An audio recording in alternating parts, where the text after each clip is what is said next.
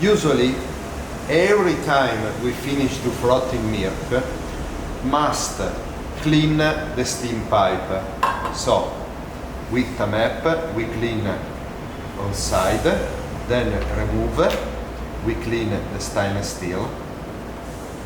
But sometimes can happen that the quantity of steam is little, not very good steam, good performance. So we can do one thing.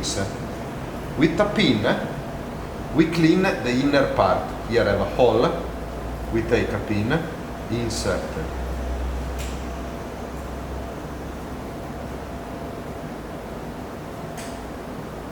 in the hole, okay, move a little to clean the inner part and remove some milk residual.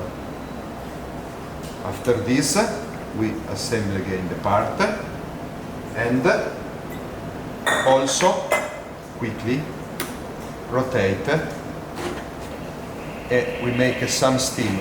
So in this way we clean and the part that we touch with the pin come out.